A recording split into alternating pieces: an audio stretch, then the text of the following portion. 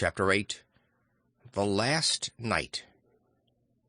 Mr. Utterson was sitting by his fireside one evening after dinner when he was surprised to receive a visit from Poole.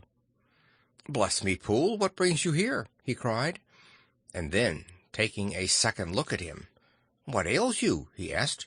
"Is the doctor ill?" "Mr. Utterson," said the man, "there is something wrong." "Take a seat, and here is a glass of wine for you," said the lawyer. "Now take your time and tell me plainly what you want." "You know the doctor's ways, sir," replied Poole, "and how he shuts himself up.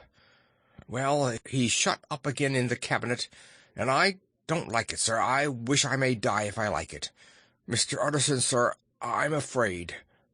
"Now, my good man," said the lawyer, "be explicit. What are you afraid of?" "I've been afraid for about a week," returned Poole doggedly, disregarding the question, "and I can bear it no more." The man's appearance amply bore out his words. His manner was altered for the worse, and except for the moment when he had first announced his terror, he had not once looked the lawyer in the face. Even now he sat with the glass of wine untasted on his knee, and his eyes directed to a corner of the floor. "I can bear it no more," he repeated. "Come," said the lawyer, "I see you have some good reason, Poole. I see there is something seriously amiss. Try to tell me what it is." "I think there's been foul play," said Poole hoarsely. "Foul play?" cried the lawyer, a good deal frightened and rather inclined to be irritated in consequence. "What foul play? What does the man mean?" "I daren't say, sir," was the reply, "but will you come along with me and see for yourself?" Mr. Utterson's only answer was to rise and get his hat and greatcoat, but he observed with wonder the greatness of the relief that appeared upon the butler's face, and perhaps with no less that the wine was still untasted when he set it down to follow. It was a wild, cold, seasonable night of March, with the pale moon lying on her back as though the wind had tilted her, and flying wrack of the most diaphanous and lawny texture. The wind made talking difficult, and flecked the blood into the face.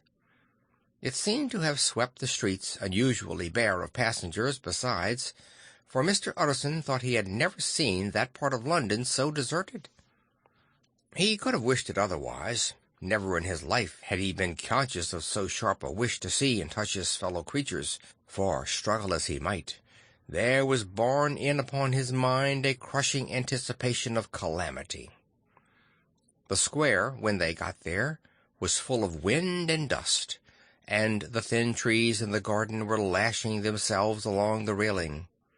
Poole, who had kept all the way a pace or two ahead, now pulled up in the middle of the pavement, and in spite of the biting weather, took off his hat and mopped his brow with a red pocket-handkerchief.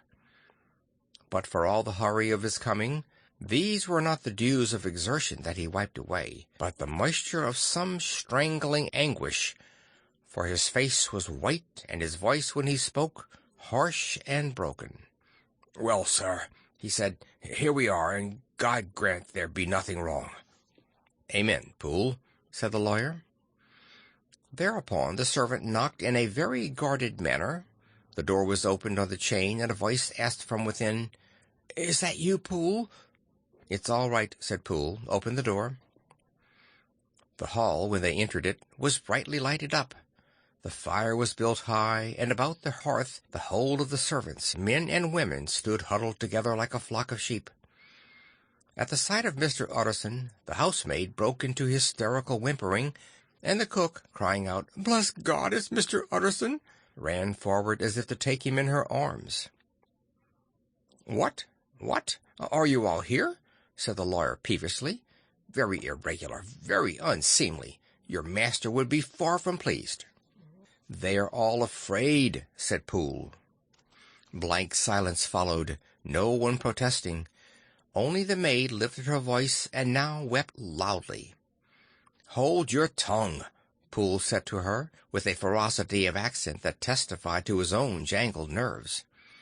And indeed, when the girl had so suddenly raised the note of her lamentation, They had all started and turned toward the inner door with faces of dreadful expectation. "And now," continued the butler, addressing the knife boy, "reach me a candle, and we'll get this through hands at once." And then he begged Mr. Utterson to follow him, and led the way to the back garden. "Now, sir," said he, "you come as gently as you can. I want you to hear, and I don't want you to be heard. And see here, sir, if by any chance he was to ask you in, don't go." Mr. Utterson's nerves at this unlooked-for termination gave a jerk that nearly threw him from his balance. But he recollected his courage and followed the butler into the laboratory building, through the surgical theater, with its lumber of crates and bottles, to the foot of the stair. Here Poole motioned him to stand on one side and listen, while he himself, setting down the candle and making a great and obvious call on his resolution, mounted the steps and knocked with a somewhat uncertain hand on the red baize of the cabinet door. "Mr. Utterson, sir, asking to see you," he called, and even as he did so, once more violently signed to the lawyer to give ear. A voice answered from within. "Tell him I cannot see anyone," it said complainingly.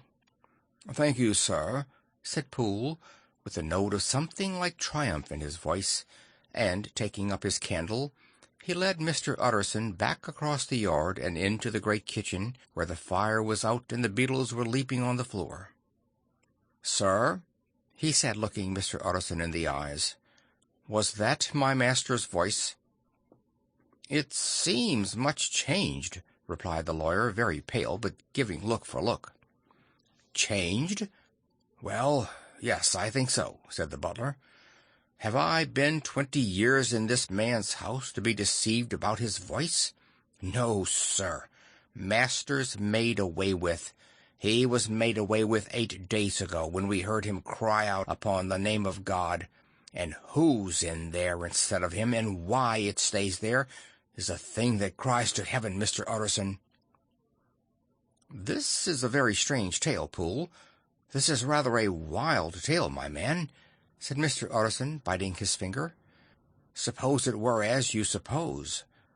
Suppose Dr. Jekyll to have been, well, murdered. What could induce the murderer to stay? That won't hold water. It doesn't commend itself to reason." "Well, Mr. Utterson, you are a hard man to satisfy, but I'll do it yet," said Poole. "All this last week, you must know, him, or it, whatever it is that lives in that cabinet, has been crying night and day for some sort of medicine, and cannot get it to his mind.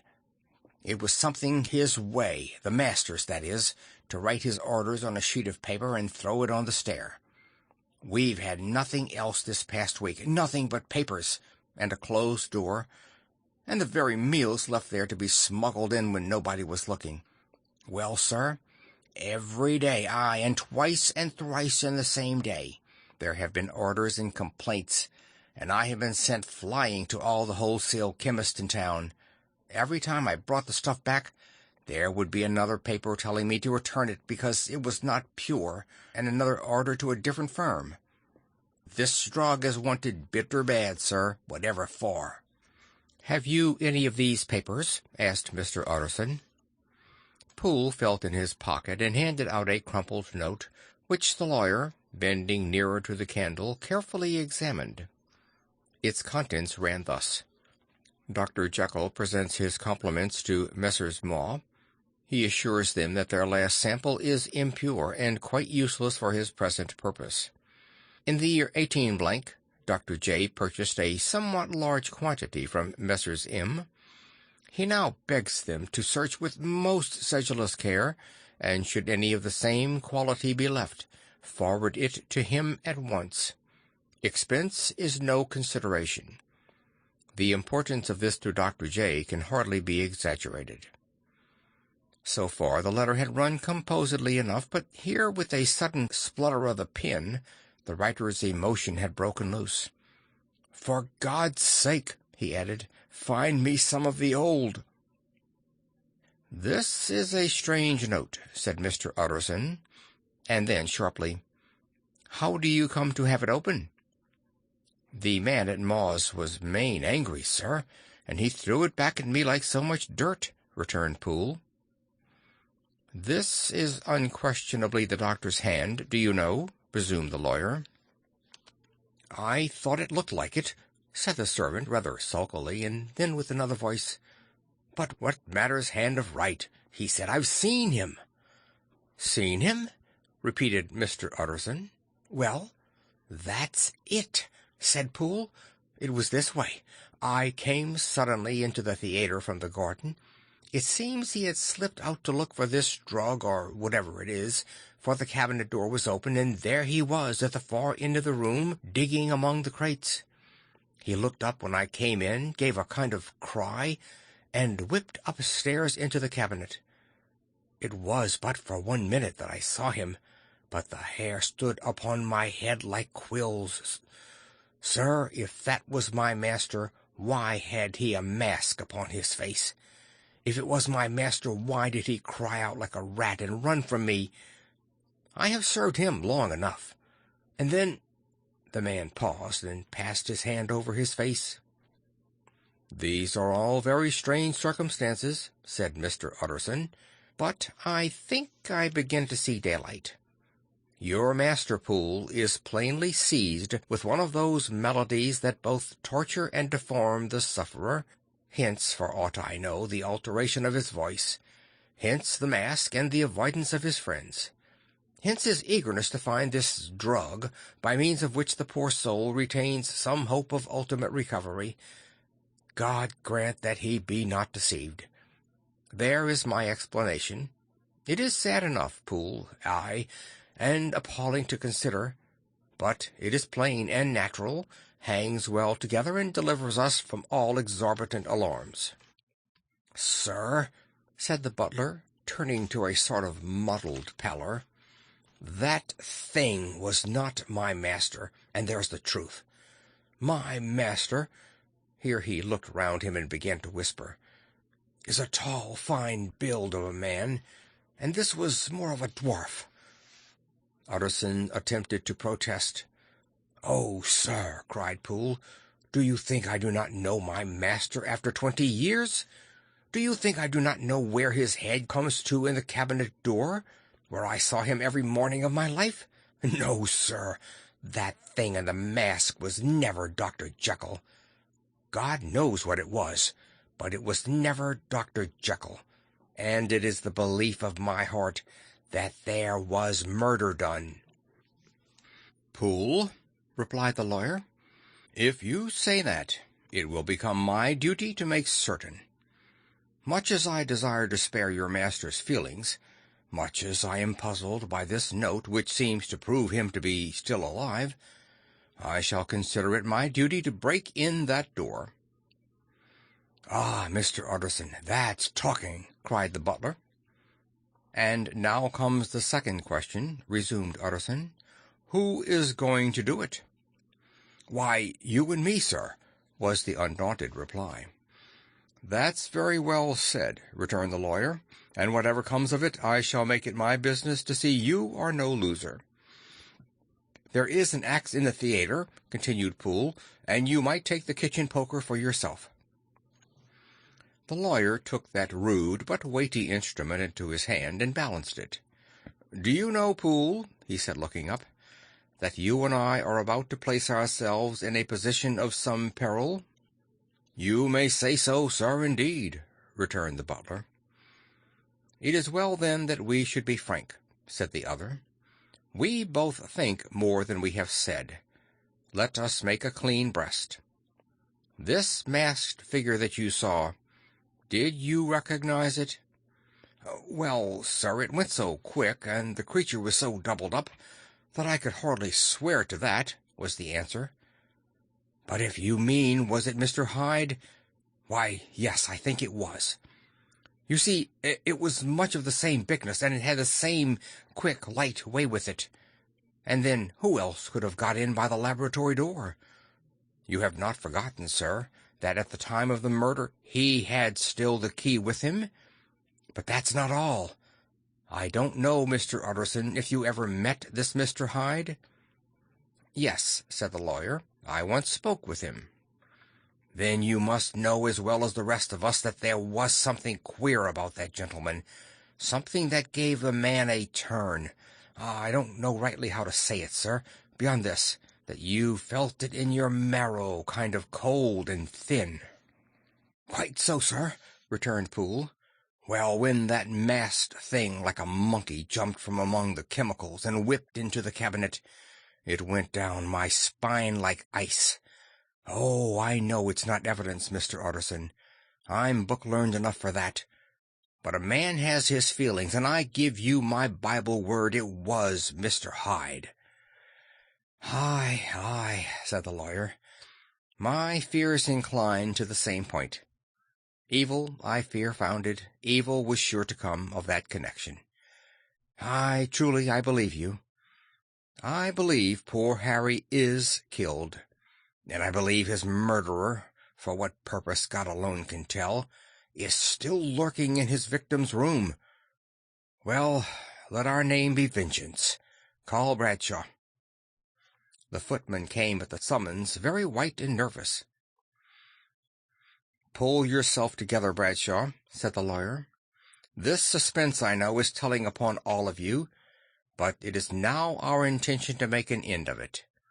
Poole here and I are going to force our way into the cabinet. If all is well, my shoulders are broad enough to bear the blame. Meanwhile, lest anything should really be amiss, or any malefactor seek to escape by the back, you and the boy must go round the corner with a pair of good sticks and take your post at the laboratory door. We give you 10 minutes to get to your stations." As Bradshaw left, the lawyer looked at his watch. "And now, Poole, let us get to ours," he said, and, taking the poker under his arm, led the way into the yard. The scud had banked over the moon, and it was now quite dark. The wind, which only broke in puffs and draughts into that deep well of building, tossed the light of the candle to and fro about their steps, until they came into the shelter of the theatre, where they sat down silently to wait. London hummed solemnly all around, but nearer at hand the stillness was only broken by the sounds of a footfall moving to and fro along the cabinet floor. "So it will walk all day, sir," whispered Poole. "Aye, and the better part of the night. Only when a new sample comes from the chemist there's a bit of a break. It's an ill conscience that such an enemy to rest. Sir, there's blood foully shed in every step of it. But hark again. A little closer. Put your heart to your ears, Mr. Utterson, and tell me, is that the doctor's foot?" The steps fell lightly and oddly, with a certain swing, for all they went so slowly. It was different indeed from the heavy, creaking tread of Henry Jekyll. Utterson sighed. "Is there never anything else?" he asked. Poole nodded. "Once," he said, "once I heard it weeping." "Weeping? How that?" said the lawyer, conscious of a sudden chill of horror. "Weeping like a woman or a lost soul," said the butler. "I came away with that upon my heart that I could have wept too." But now the 10 minutes drew to an end. Poole disinterred the axe from under a stack of packing straw. The candle was set upon the nearest table to light them to the attack, and they drew near with bated breath to where that patient foot was still going up and down in the quiet of the night. "Jekyll!" cried Utterson with a loud voice. "I demand to see you." He paused a moment, but there came no reply. "I give you fair warning. Our suspicions are aroused, and I must and shall see you," he resumed. "If not by fair means, then by foul. If not by your consent, then by brute force." "Utterson," said the voice, "for God's sake, have mercy." "Aye, that's not Jekyll's voice, it's Hyde's," cried Utterson. "Down with the door, Poole." Poole swung the axe over his shoulder. The blow shook the building, and the red baize door leaped against the lock and hinges. A dismal screech as of mere animal terror rang from the cabinet. Up went the axe again, and again the panels crashed, and the frame bounded. 4 times the blow fell, but the wood was tough, and the fittings were of excellent workmanship. It was not until the 5th that the lock burst, and the wreck of the door fell inwards on the carpet.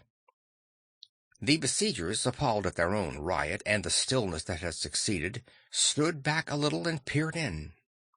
There lay the cabinet before their eyes in the quiet lamplight, a good fire glowing and chattering on the hearth, the kettle singing its thin strain, a drawer or two open, papers neatly set forth on the business table, and, nearer the fire, the things laid out for tea. The quietest room, you would have said, and, but for the glazed presses full of chemicals, the most commonplace that night in London. Right in the middle there lay the body of a man sorely contorted and still twitching. They drew near on tiptoe, turned it on its back, and beheld the face of Edward Hyde. He was dressed in clothes far too large for him, clothes of the doctor's bigness. The cords of his face still moved with a semblance of life, but life was quite gone. And by the crushed vial in his hand, and the strong smell of kernels that hung upon the air, Utterson knew that he was looking on the body of a self-destroyer. "We have come too late," he said sternly, "whether to save or punish. Hyde is gone to his account, and it only remains for us to find the body of your master." The far greater proportion of the building was occupied by the theatre, which filled almost the whole ground story, and was lighted from above, and by the cabinet, which formed an upper story at one end and looked upon the court. A corridor joined the theatre to the door on the by-street, and with this the cabinet communicated separately by a second flight of stairs. There were besides a few dark closets and a spacious cellar. All these they now thoroughly examined. Each closet needed but a glance, for all were empty, and all, by the dust that fell from their doors, had stood long unopened. The cellar, indeed, was filled with crazy lumber, mostly dating from the times of the surgeon who was Jekyll's predecessor. But even as they opened the door, they were advertised of the uselessness of further search by the fall of a perfect mat of cobweb, which had for years sealed up the entrance. Nowhere was there any trace of Henry Jekyll, dead or alive. Poole stamped on the flags of the corridor. "He must be buried here," he said, hearkening to the sound. "Or he may have fled," said Utterson, and he turned to examine the door in the by-street. It was locked, and lying near by on the flags they found the key, already stained with rust. "This does not look like use," observed the lawyer. "Use?" echoed Poole. "Do you not see, sir, it is broken, much as if a man had stamped on it?" "Aye," continued Utterson, "and the fractures, too, are rusty." The two men looked at each other with a stare. "This is beyond me, Poole," said the lawyer. "Let us go back to the cabinet." They mounted the stair in silence, and, still with an occasional awestruck glance at the dead body, proceeded more thoroughly to examine the contents of the cabinet. At one table there were traces of chemical work, various measured heaps of some white salt being laid on glass saucers, as though for an experiment in which the unhappy man had been prevented.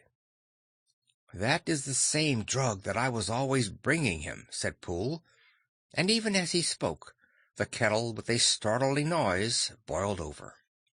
This brought them to the fireside, where the easy-chair was drawn cosily up, and the tea-things stood ready at the sitter's elbow, the very sugar in the cup.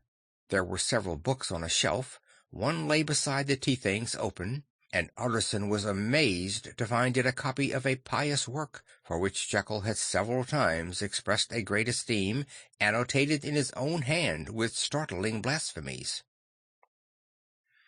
Next, in the course of their review of the chamber, The searchers came to the cheval glass, into whose depths they looked with an involuntary horror. But it was so turned as to show them nothing but the rosy glow playing on the roof, the fire sparkling in 100 repetitions along the glazed front of the presses, and their own pale and fearful countenances stooping to look in. "This glass has seen some strange things, sir," whispered Poole. "And surely none stranger than itself," echoed the lawyer in the same tones. "For what did Jekyll—" He caught himself up at the word with a start, and then, conquering the weakness, "What could Jekyll want with it?" he said. "You may say that," said Poole. Next they turned to the business table. On the table, among the neat arrays of papers, a large envelope was uppermost, and bore, in the doctor's hand, the name of Mr. Utterson. The lawyer unsealed it, and several enclosures fell to the floor. The first was a will, drawn in the same eccentric terms as the one which he had returned 6 months before, to serve as a testament in case of death and as a deed of gift in case of disappearance. But in place of the name of Edward Hyde, the lawyer, with indescribable amazement, read the name of Gabriel John Utterson. He looked at Poole, then back at the paper, and last of all at the dead malefactor stretched upon the carpet. "My head goes round," he said. "He has been all these days in possession. He had no cause to like me. He must have raged to see himself displaced, and he has not destroyed this document." He caught up the next paper. It was a brief note in the doctor's hand, undated at the top. "Oh, Poole," the lawyer cried, "he was alive and here this day. He cannot have been disposed of in so short a space. He must be still alive. He must have fled. And then, why fled? And how? And in that case, can we venture to declare this suicide? Oh, we must be careful. I foresee that we may yet involve your master in some dire catastrophe." "Why don't you read it, sir?" asked Poole. "Because I fear," replied the lawyer solemnly. "God grant I have no cause for it." And with that he brought the paper to his eyes and read as follows: "My dear Utterson, when this shall fall into your hands, I shall have disappeared. Under what circumstances I have not the penetration to foresee, but my instinct and all the circumstances of my nameless situation tells me that the end is sure, and must be early. Go then and read the first narrative which Lanyon warned me he was to place in your hands. And if you care to hear more, turn to the confession of your unworthy and unhappy friend, Henry Jekyll." "There was a third enclosure?" asked Utterson. "Here, sir," said Poole, and gave into his hands a considerable packet sealed in several places. The lawyer put it in his pocket. "I would say nothing of this paper. If your master has fled or is dead, we may at least save his credit. It is now 10. I must go home and read these documents in quiet, but I shall be back before midnight, when we shall send for the police." They went out, locking the door of the theater behind them, and Utterson, once more leaving the servants gathered about the fire in the hall, trudged back to his office to read the 2 narratives in which this mystery was now to be explained. End of Chapter 8.